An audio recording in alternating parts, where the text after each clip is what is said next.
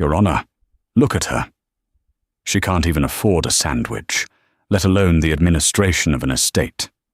She is a drain on society, a beggar trying to steal from the grieving widow."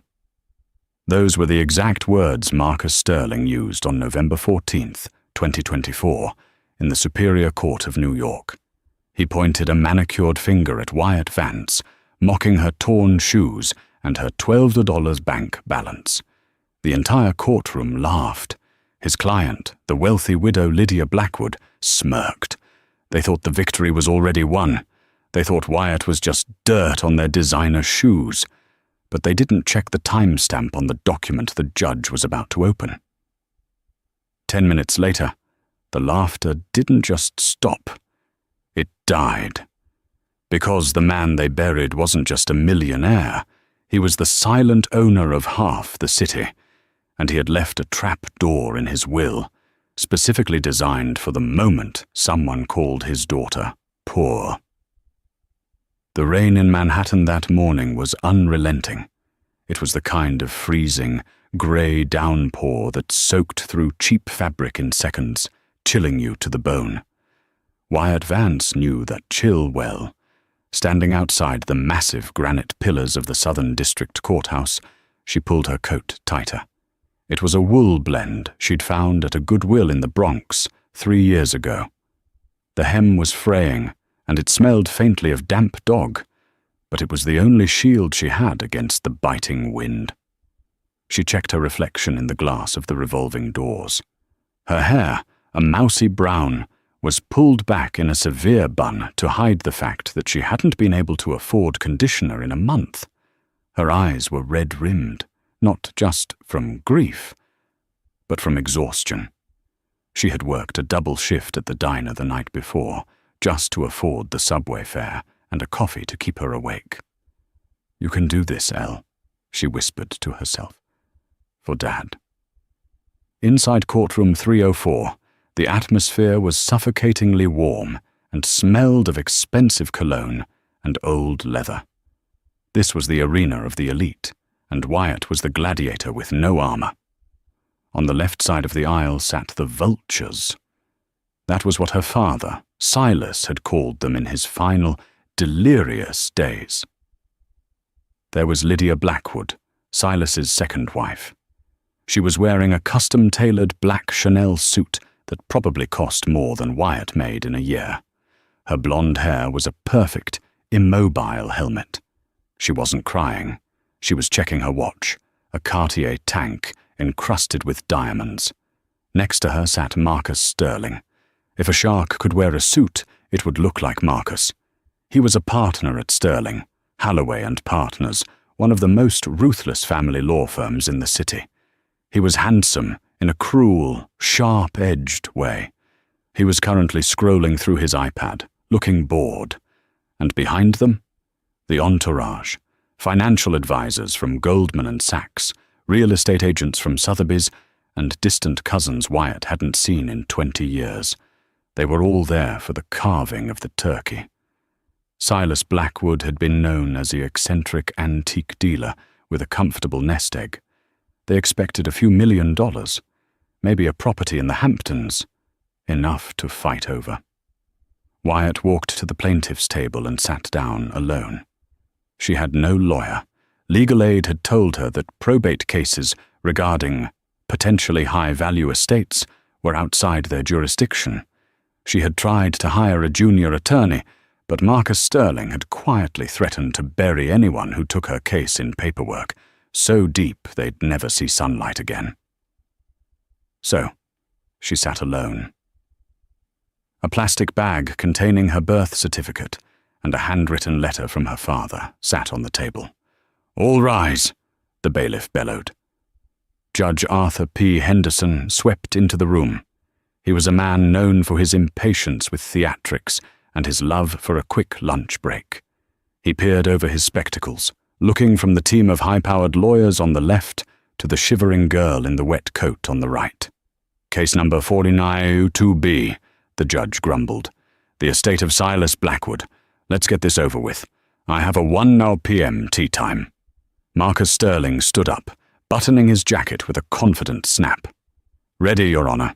Representing Mrs. Lydia Blackwood, the sole surviving spouse and rightful executor." "And you?" The judge looked at Wyatt. Wyatt stood up, her knees shaking. "Wyatt Vance, Your Honor. The deceased was my father. I am representing myself." A snicker rippled through the gallery. Marcus didn't even look at her. He just smiled at the court reporter. The game had begun, and they were playing by rules Wyatt didn't even understand. The first hour was a massacre. Marcus Sterling didn't just want to win. He wanted to destroy Wyatt's credibility so thoroughly that she would be afraid to walk down a street in New York ever again. This was about more than money. It was personal. Years ago, before Silas had married Lydia, Wyatt had been the one to handle her father's bookkeeping. She knew where the bodies were buried, metaphorically speaking. Lydia wanted her silenced. "Your Honor," Marcus began, pacing the floor with the grace of a predator. "We are here to discuss the competency of the potential administrator of this estate. The law states that an administrator must be of sound financial standing and moral character." He picked up a piece of paper, holding it delicately between two fingers, as if it were soiled. "Miss Vance?" Marcus turned to her, his voice dripping with faux sympathy. "Is it true that you were evicted from your apartment in Queens on August 14th of this year?" Wyatt gripped the edge of the table. "My father was sick. I missed shifts to take care of him at the hospice. I fell behind on rent." "So you admit financial irresponsibility?" Marcus cut her off. "It wasn't irresponsibility, it was—" "Is it also true," Marcus boomed, drowning her out, "that your current credit score is 420, that you have 3 maxed-out credit cards, and that you currently have—" He glanced at the paper, a cruel smirk playing on his lips. "$12.43 in your checking account at Chase Bank?" The courtroom gasped. Wyatt felt the heat rise in her cheeks. It felt like her skin was burning off. "I spent everything on his medical bills," Wyatt cried out, her voice cracking. "Lydia wouldn't pay for the private nurse. She left him to rot in the state facility. I used my savings to get him into a private room." "Objection," Marcus roared. "Hearsay and emotional manipulation. Your Honor, look at her." Marcus turned to the gallery, spreading his arms wide. This was the moment the hook of the story hinges on. "She is destitute, Your Honor. She is desperate. A woman in her position sees an estate not as a responsibility, but as a lottery ticket. She can't even afford a sandwich for lunch today, let alone the legal counsel required to manage a portfolio of antiques. Handing the Blackwood estate to her would be like handing a machine gun to a toddler. She is poor, Your Honor, and in matters of finance, poverty is a conflict of interest." Lydia Blackwood let out a delicate, audible sigh. "It's just so sad," she whispered, loud enough for the mic to pick up. "Silas would be so embarrassed by her state." The judge looked at Wyatt. His expression wasn't kind, it was pitying. And in court, pity is worse than hate. Pity means you've already lost. "Miss Vance," Judge Henderson said, taking off his glasses, "Mr. Sterling raises valid points regarding the administration bonds. If you have no assets, you cannot be bonded. If you cannot be bonded, you cannot be the executor. It is a matter of law." "But I'm his daughter," Wyatt pleaded. "He wrote me a letter. He told me to come here." "A letter is not a will, Miss Vance," the judge sighed. "Unless you can prove financial stability in the next 5 minutes, I am inclined to grant administration to Mrs. Blackwood." Marcus sat down, winking at Lydia. "Done," he mouthed. Wyatt slumped in her chair. She looked at the plastic bag on the table. The letter inside was old, written on yellow legal pad paper. Silas had given it to her 3 days before he died. He couldn't speak then, but he had squeezed her hand so hard it hurt. "Trust the process, Ellie," he had written. "Wait for the suit." She didn't know what that meant. She thought he was hallucinating. "I am ruling in favor of the defense." Judge Henderson raised his gavel. The wooden hammer was inches from the striking block. Creak. The heavy oak doors at the back of the courtroom didn't just open. They were pushed wide with a force that commanded silence. Everyone turned. Walking down the center aisle was a man who looked like he owned the weather.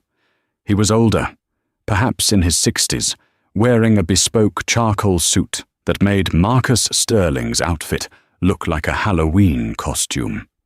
He carried a briefcase made of crocodile skin, and behind him trailed 3 assistants, each carrying towering stacks of files. "I object to this ruling," the man said. His voice was calm, baritone, and carried to every corner of the room without a microphone. "Who are you?" Judge Henderson demanded, annoyed at the interruption. "This is a closed hearing." The man stopped at the gate. He looked at Marcus Sterling with the kind of dismissal one gives to a buzzing fly. Then he looked at Wyatt, and for the first time, his face softened into a bow of respect. "My name is Julian Thorne," the stranger said. "Senior partner at Thorne, Winstrup and Gable, of London and Zurich." A murmur went through the room. Thorne, Winstrup and Gable wasn't just a law firm. It was the firm that handled the British royal family's private investments. It was the firm that managed sovereign wealth funds. They didn't do probate court in New York. "I am here," Julian Thorne continued, placing his briefcase on Wyatt's table, "representing the true estate of Silas Blackwood. And I have the last will and testament right here. It was executed 48 hours before his death, under the supervision of a court-appointed psychiatrist to ensure sanity."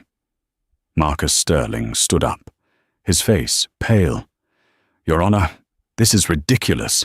Silas Blackwood was an antique dealer. He didn't have international counsel." Julian Thorne turned to Marcus. The smile he gave was terrifying. "Mr. Sterling," Thorne said softly, "Silas Blackwood wasn't an antique dealer. He was the majority shareholder of the Titanium Logistics Group, the silent owner of the Vanguard Banking Consortium, and the man who owned the land this courthouse is currently built on." Thorne turned to the judge. "The assets are not valued at $2 million, Your Honor. The current valuation of the Blackwood Trust, of which this will dispose, is approximately $480 billion.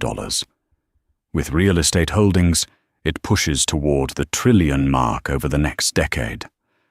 The silence that followed was absolute. You could hear the rain hitting the windows. Wyatt stared at the stranger. Her father? The man who clipped coupons for tuna cans? "And," Thorne added, looking directly at Lydia Blackwood, who had gone the color of ash. "There is a specific clause regarding the treatment of his daughter, Wyatt. It is quite specific about the consequences of mocking her financial status." Thorne opened the briefcase. The sound of the latches clicking open sounded like gunshots. "Shall I read it?" Judge Henderson was a man who had seen everything. He had presided over the divorce of a pop star and a tech mogul. He had sentenced mob bosses. But as he took the heavy, leather-bound document from Julian Thorne's hands, his hands actually trembled. He adjusted his spectacles, reading the first page. Then he flipped to the second, then the third. His eyes widened with every paragraph. He looked up at the gallery, then at the ragged figure of Wyatt, and finally at the smug face of Marcus Sterling. "Mr. Sterling," the judge said, his voice surprisingly quiet, "you moved to dismiss Ms. Vance based on her lack of assets to bond for the estate." "Yes, Your Honor," Marcus said, though his confidence was wavering. "Standard procedure." "There is nothing standard about this," Judge Henderson said. He looked at the court reporter. "Seal the courtroom. No one leaves. Bailiff, disable the Wi-Fi. If a word of this leaks before we are done, I will hold everyone in this room in contempt." Panic flickered in Lydia Blackwood's eyes. She leaned toward Marcus. "What is going on? Why is he reading it like that?" "It's a bluff," Marcus whispered, sweating. "It has to be." Judge Henderson cleared his throat. "The document presented by Mr. Thorne is valid. It supersedes the previous will, filed in 2019. It outlines the assets of Silas Blackwood." The judge looked directly at Wyatt. "Miss Vance, were you aware that your father, through a series of shell companies, starting with Oberon Holdings, was the sole proprietor of the North Atlantic fiber optic cable network?" Wyatt blinked, confused. He fixed radios. He liked electronics. "He didn't fix them, Ms. Vance. He built the infrastructure that carries 40% of the internet traffic between Europe and America," Thorne interjected smoothly. "He also owned the patent for the lithium stabilization process used in every electric vehicle battery on the market today. The royalties alone from that patent generate approximately $12 million a day." Lydia Blackwood let out a strangled gasp. "That's impossible. We lived in a townhouse in Brooklyn. He drove a 2005 Ford Focus." Thorne turned to Lydia, his expression icy. "He drove a Ford Focus because he despised waste. He lived in Brooklyn because he wanted to be near the people, not hidden away in a tower. He tested you, Mrs. Blackwood. For 10 years of marriage, he watched you. He gave you a generous allowance, a comfortable life. He wanted to see if you would love him, or if you were just waiting for a payout." Thorne paused, letting the silence stretch. "He found his answer when he got sick. When you moved him to a state facility to save money on his care, despite having access to his joint checking account, you failed the test." "I was being prudent," Lydia screeched, standing up. "He was dying. Why waste money?" "Sit down, Mrs. Blackwood," the judge roared. Thorne continued. "The total valuation of the estate, including the Blackwood Sovereign Land Trust, which owns 6 city blocks in Manhattan, including the ground lease of this very courthouse, is verified at $980 billion USD. It is the largest private estate in American history." Marcus Sterling slumped into his chair. He had just mocked the daughter of the richest man in America for having $12. He looked at his own shoes, wishing he could dissolve into the floor.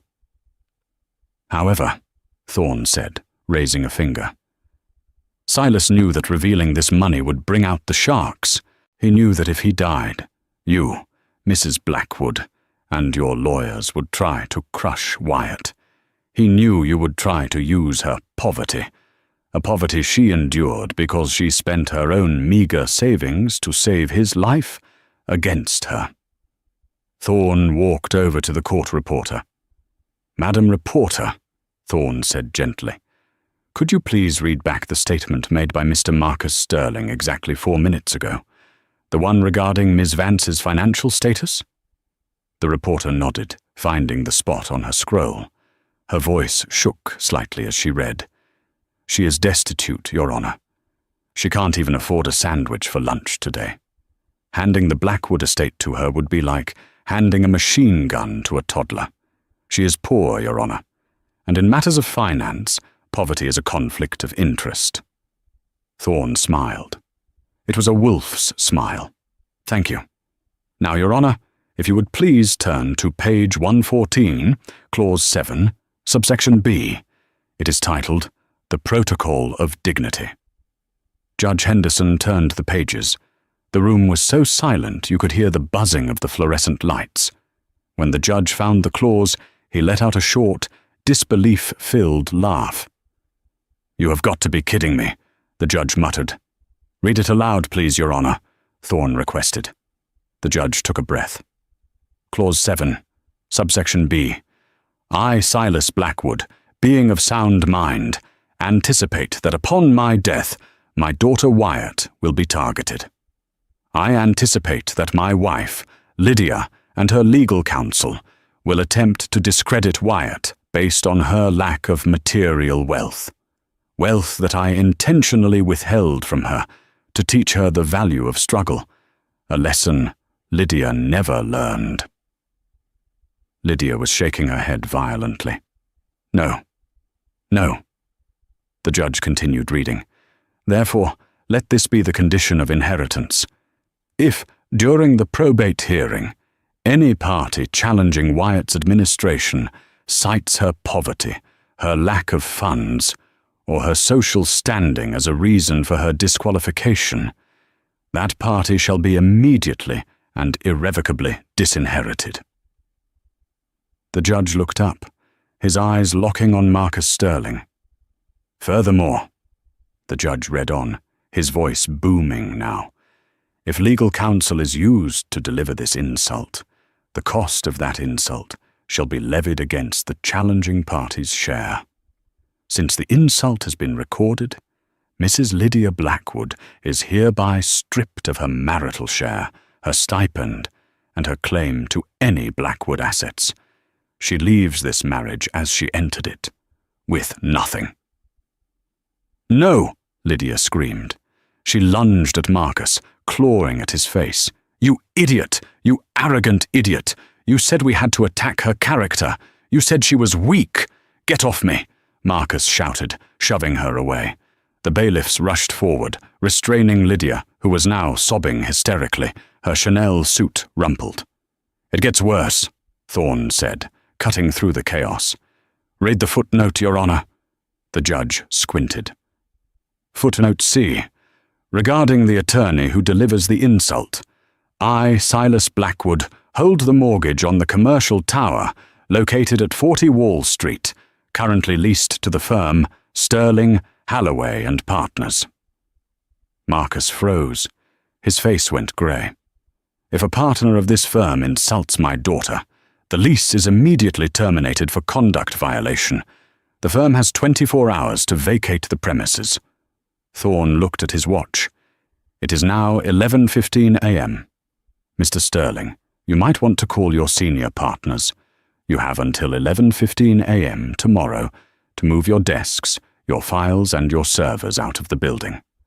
I believe it's raining, so you might want to start now. Marcus Sterling didn't move. He couldn't. His career, his firm, his reputation, everything was incinerated in seconds. He looked at Wyatt. Wyatt sat there, her hand covering her mouth. She wasn't smiling. She wasn't gloating. She was crying. He knew, she whispered. He knew they would do this.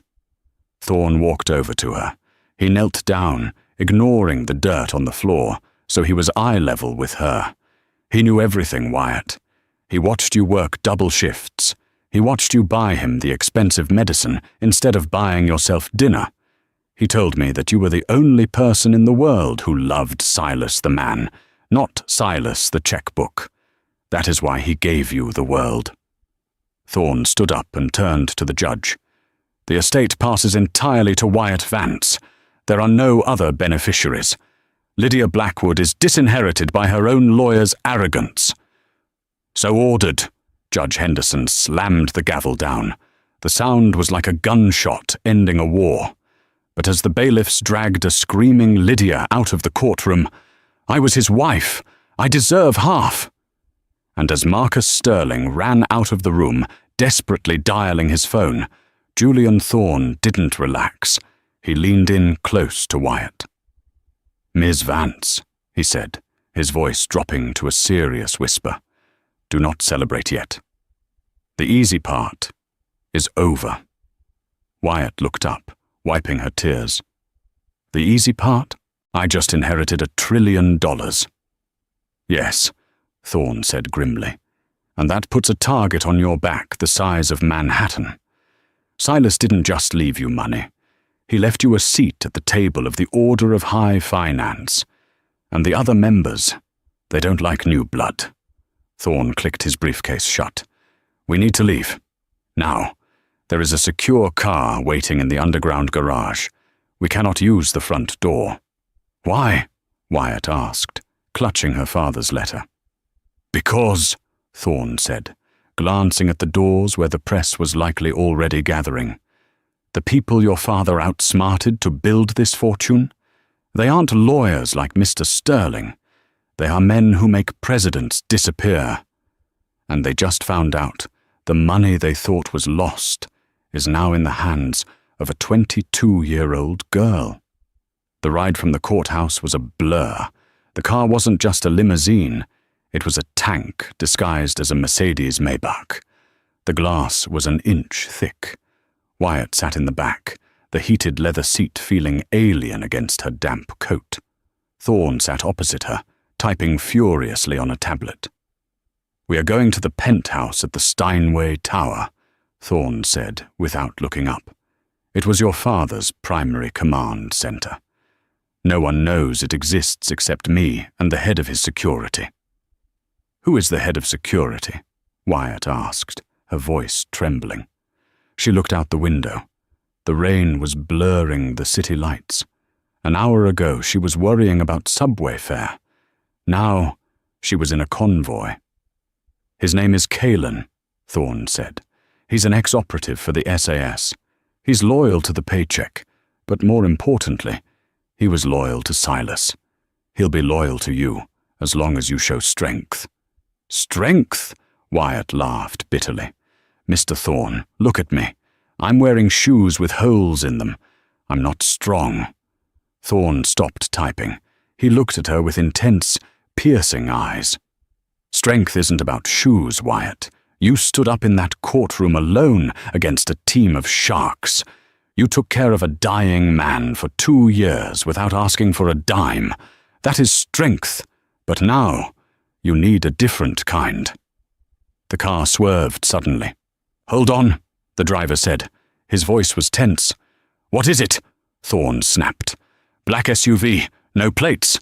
It's been tailing us since Canal Street." Wyatt's heart hammered against her ribs. "Is it Lydia?" "Lydia is crying in a bathroom somewhere," Thorne said dismissively. "This is something else." The driver accelerated. The heavy car surged forward with surprising speed, weaving through the midday traffic. The black SUV behind them matched the move, aggressive and sharp. "They're trying to box us in," the driver shouted. "Kalen," Thorne said into his phone, "we have a situation. Sector 4. Get the team ready." Suddenly the SUV behind them roared, pulling up alongside. The window rolled down. Wyatt saw a man in a ski mask, raising something black and metallic. "Get down!" Thorne yelled, lunging across the car to push Wyatt's head below the window line. Thwack, thwack, thwack.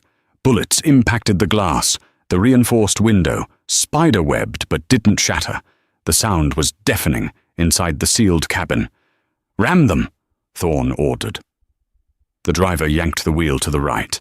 The heavy Maybach slammed into the side of the SUV with the force of a wrecking ball. Metal screeched against metal. The lighter SUV lost traction on the wet asphalt, spinning out of control and crashing into a parked delivery truck. The Maybach didn't stop. It roared away, turning a sharp corner into an underground ramp that opened automatically as they approached.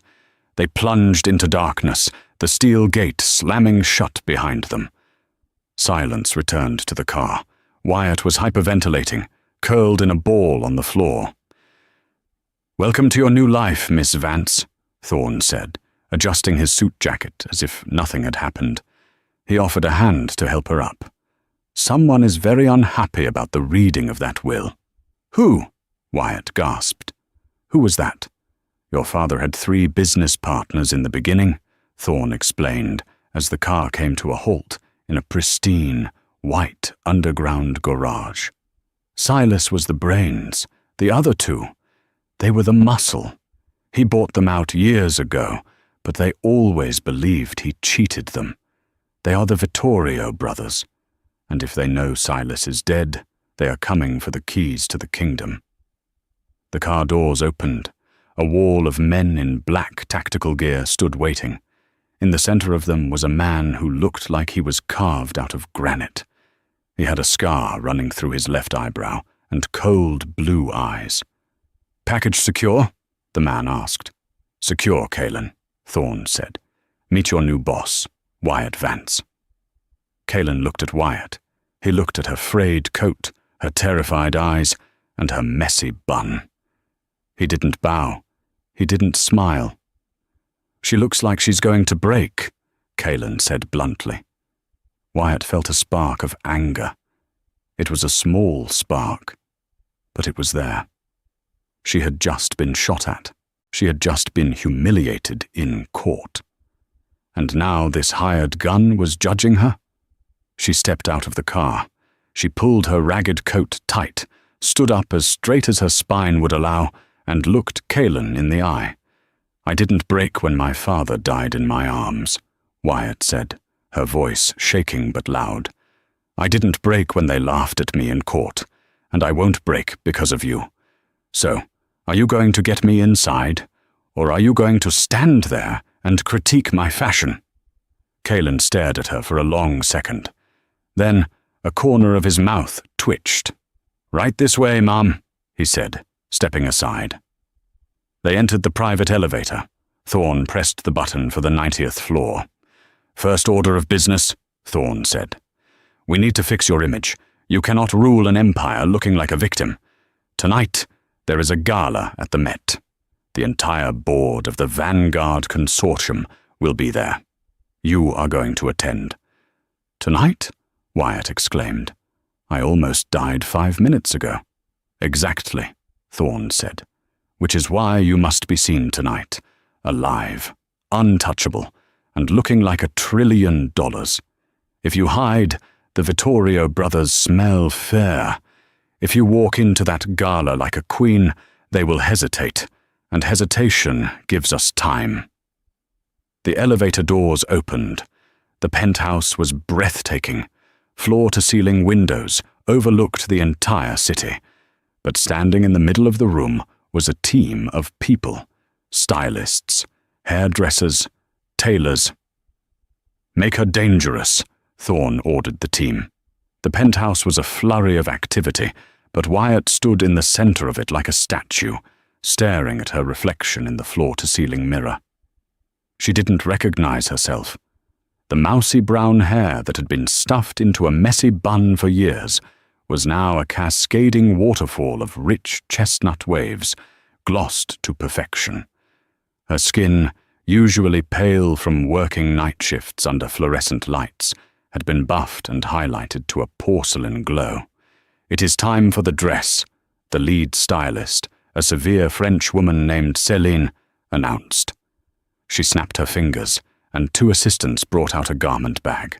When they unzipped it, the room seemed to absorb the light. It wasn't just a dress. It was a weapon.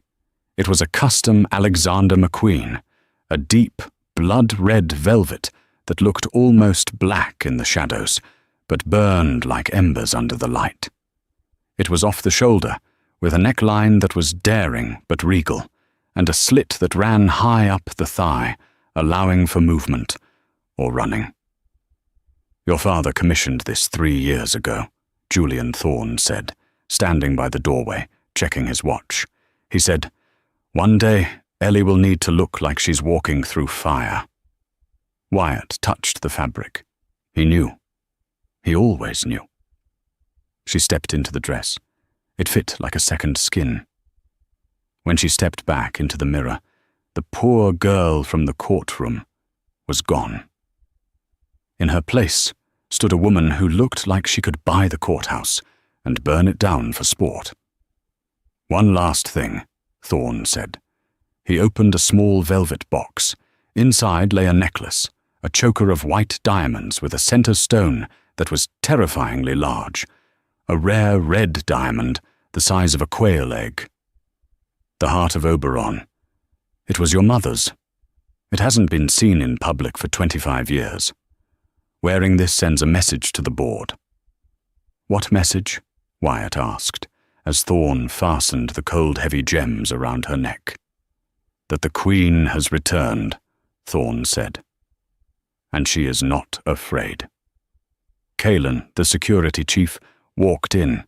He was wearing a tuxedo now, though it did little to hide the bulk of the muscle beneath it or the dangerous scan of his eyes. He stopped when he saw Wyatt. For a split second, his professional mask slipped, revealing genuine shock. "The car is ready," Kalen said, his voice a gravelly rumble. "We have 4 teams on the perimeter at the Met. But listen to me, Miss Vance. The ballroom is a kill box. Sightlines are everywhere. Stick to me. Do not take drinks from waiters we haven't vetted. Do not go to the restroom alone." "I understand," Wyatt said. She took a deep breath. Her hands were shaking. She looked at her hands, the hands that had scrubbed diner counters and changed her father's bedpans. She clenched them into fists. "Let's go," she said. The Metropolitan Museum of Art was a fortress of light. Flashbulbs popped like strobe lights, creating a wall of white noise.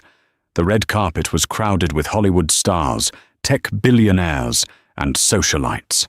But when the black Maybach convoy pulled up, a hush fell over the crowd. Rumors travel fast in New York. The story of the courtroom drama had leaked. Page 6 had already run the headline, "The $1 trillion Cinderella." Everyone wanted to see the girl who had destroyed Marcus Sterling. The door opened. Kalen stepped out first, scanning the crowd with lethal intensity. He offered a hand into the dark cabin. Wyatt stepped out. The silence broke. The photographers went feral. "Wyatt! Wyatt! Look here! Is it true you were homeless? How much is the estate worth?" Wyatt didn't flinch. She remembered what Thorne had told her in the car. "Do not smile. Smiles are for friends. You have no friends here. You have subjects and enemies." She walked up the stairs with a cold, detached elegance. The red dress trailed behind her like a pool of blood. She looked directly into the cameras, her expression unreadable. Inside the great hall, the atmosphere was thick with tension.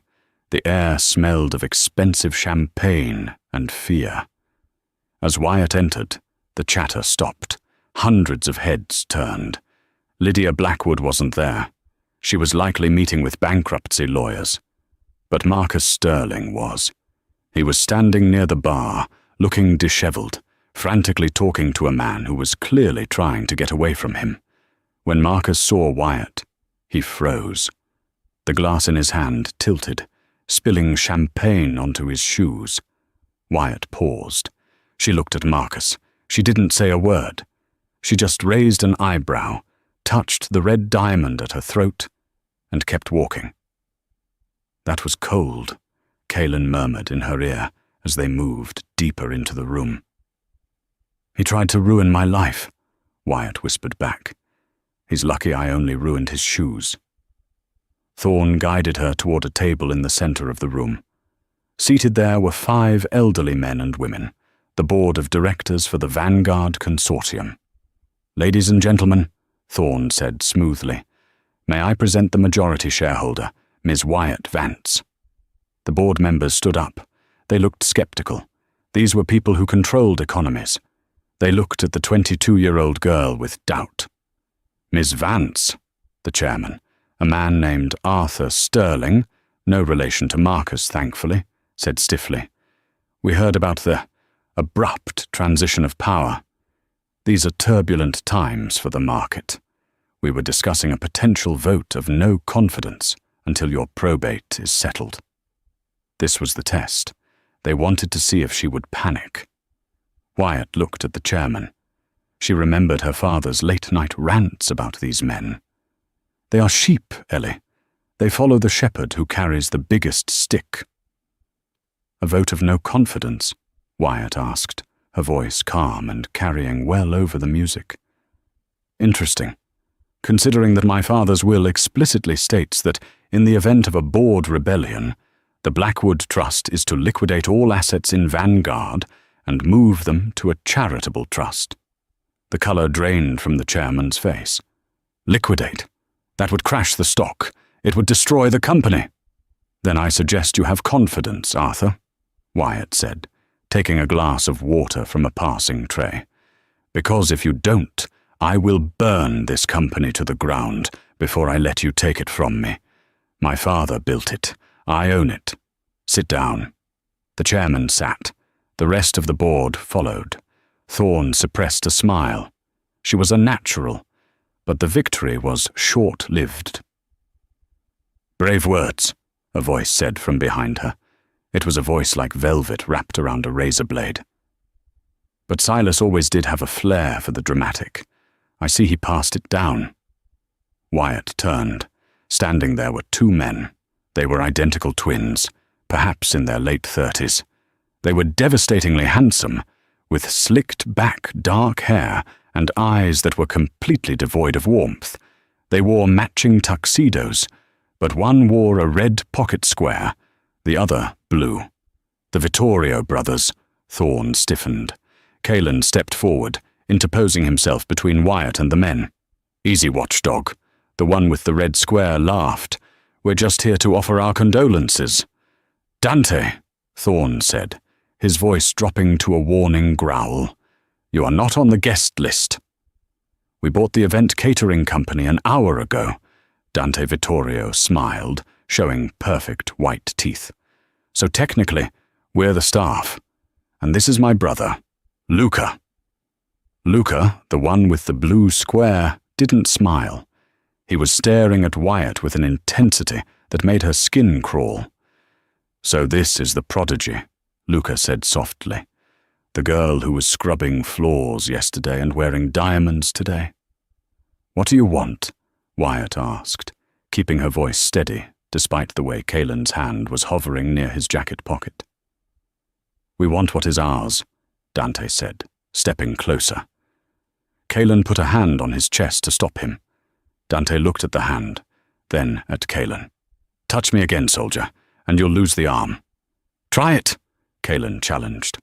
"Stop," Wyatt commanded. She stepped around Caelan, facing Dante. "Speak. Briefly." Dante's eyes glinted with amusement. "Silas stole the code for the fiber-optic network from our father 30 years ago. He built his empire on blood money, our blood. We offered him a deal to return it. He refused. And now, he's dead." Dante leaned in, his voice a whisper only she could hear. "We don't want the money, Wyatt. We want the key. Give us the master drive, and you can keep your billions and your little play-pretend queen act. But if you don't give it to us..." He looked around the glittering room. "Accidents happen. Cars crash. Elevators fail. People disappear." "Is that a threat?" Wyatt asked. "It's a forecast," Luca said. "I don't know what a master drive is," Wyatt said honestly. "But even if I did, I wouldn't give it to you. My father warned me about scavengers. He just didn't tell me they dressed so well." Dante's smile vanished. His face became a mask of cold fury. "Wrong answer, little mouse." Dante reached into his pocket. Caelan drew a concealed tactical baton instantly, snapping it open. The crowd nearby gasped, backing away. But Dante just pulled out a phone. He showed the screen to Wyatt. It was a live video feed. It showed the small, run-down apartment in Queens, where Wyatt's best friend, Sarah, lived. Sarah was the only person who had stuck by Wyatt during the hard times. On the screen, Sarah was tied to a chair, gagged. Two men in masks were standing behind her. Wyatt felt the world tilt. "Sarah, you have 24 hours, Dante said, putting the phone away. "Bring the master drive to the docks at Red Hook. Midnight tomorrow. Come alone. If you bring your watchdog here..." He gestured to Caelan. "Sarah dies." "You monster," Wyatt hissed. "I'm a businessman," Dante shrugged. "And you have a debt to pay." The brothers turned and walked away, disappearing into the crowd like ghosts. Wyatt grabbed Thorne's arm to steady herself. She felt like she was going to throw up. "They have Sarah," she gasped. Thorne, they have Sarah. Thorne's face was pale. This is bad. The Vittorios don't bluff. If they have a hostage, they will kill her. We call the police, Wyatt said. No, Calen snapped. The Vittorios own the precinct in that district. You call the cops. Sarah is dead before they hang up the phone. Then what do we do? Wyatt cried. I don't even know what the master drive is. Thorne looked at Wyatt, his expression grim. I do, Thorne said. And I know why Silas hid it. It's not just code, Wyatt. It's a list of every corrupt politician, judge and crime lord Silas ever did business with. It's the leverage that kept him safe. If the Vittorios get it, they will blackmail half the world. I don't care about the world, Wyatt said. I care about Sarah. We have to get her back, Calen said, holstering his baton. But we do it my way. Your way? Wyatt asked. Calen looked at her. You said you wanted to be strong. Tonight was the dress rehearsal. Tomorrow is the war. We aren't going to the docks to trade. We are going to the docks to hunt. Calen tapped his earpiece. Team 1, bring the car around. We're leaving. And get me the inventory from the armory. The heavy inventory.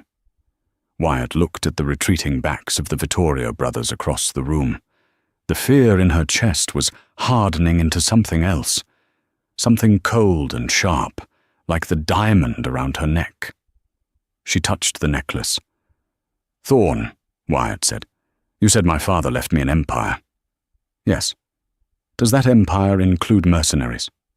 Thorne paused, then nodded slowly.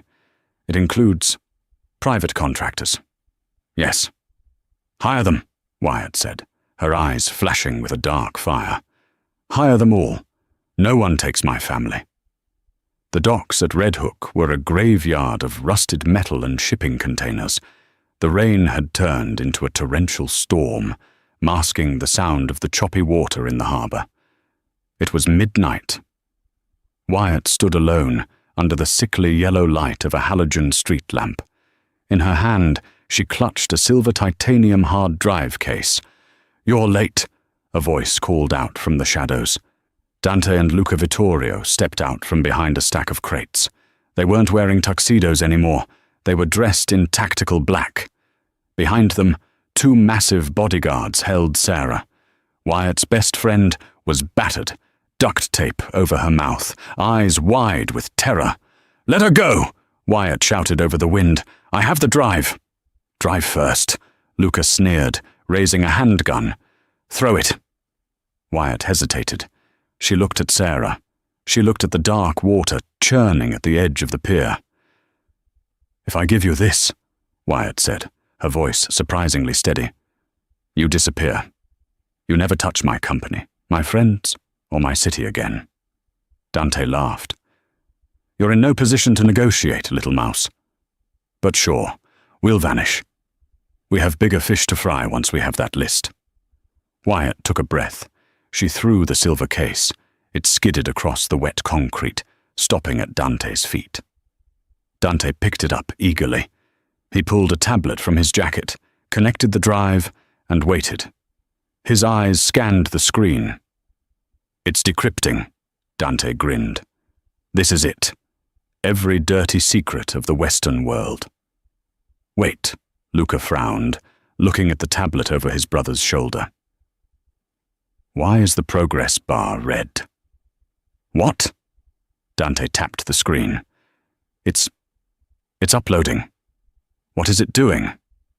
Wyatt took a step back. A cold smile touched her lips, the first genuine smile she had worn in days. It's not uploading a list, Dante, Wyatt said softly. It's uploading a rootkit virus into your personal cloud, and simultaneously broadcasting a live audio-video feed to the FBI Cybercrimes Division.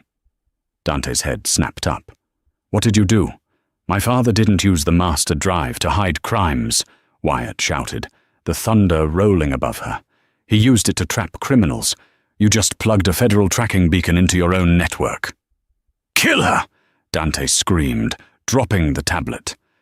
Luca raised his gun. Click. The floodlights of the shipping yard suddenly blazed to life, blinding the brothers. From the top of the shipping containers, dark shapes descended on zip lines. It was Kaelin's team.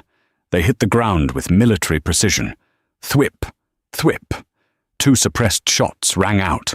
The bodyguards holding Sarah cried out, dropping to their knees as tranquilizer darts hit their necks. Sarah scrambled away, crawling toward Wyatt. "Ambush!" Luca yelled, firing blindly into the light. Kaelin emerged from the shadows like a wraith. He didn't use a gun. He moved inside Luca's guard, disarming him with a bone-crunching twist of the wrist, and slammed him into the side of a metal container. Luca slumped to the ground, unconscious. Dante, realizing he was outmatched, turned to run toward a waiting speedboat at the dock's edge. "Stop!" Wyatt screamed. She saw a discarded handgun on the ground. Luca's. Without thinking, she picked it up. She didn't know how to aim, she didn't know how to shoot, but she pointed it at Dante. "Don't make me do it!" she yelled. Dante stopped. He looked at the gun shaking in her hands. He sneered. "You don't have the guts. You're just a poor girl playing dress-up." He turned to jump into the boat. Bang! He didn't shoot. She didn't shoot. Kaelin had fired a single shot into the engine of the speedboat. The motor exploded in a fireball, sending Dante flying backward onto the pier, singed and stunned. Sirens wailed in the distance. Real police sirens. Kaelin walked over to Wyatt and gently took the gun from her shaking hands. "Good stance," he muttered, "but leave the shooting to the professionals."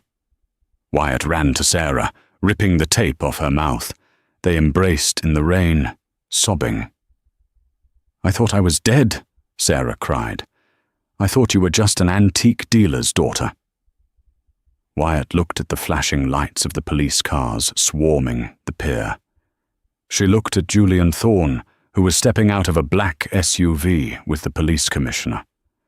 She looked at the Vittorio brothers being handcuffed. "I am," Wyatt whispered. "But it turns out, antiques are worth a lot more than people think." 6 months later, the boardroom of Vanguard Consortium was silent. The sunlight streamed in through the glass walls, illuminating the dust motes dancing in the air. Wyatt Vance sat at the head of the table. She wasn't wearing a ball gown, and she wasn't wearing rags. She wore a sharp, navy blue business suit. "The quarterly report is in," Wyatt said, looking at the board. "Profits are up 12%. The board members nodded respectfully. There were no more whispers, no more doubts. They had seen her dismantle a crime syndicate and restructure a global logistics network in half a year. "However," Wyatt continued, "we are making a change to the budget." She slid a file across the table. "We are liquidating the Oberon Luxury Housing Division. We are converting the assets into affordable housing trusts in Queens and the Bronx, specifically for families facing eviction due to medical bankruptcy." The board members looked at each other. A year ago, they would have laughed.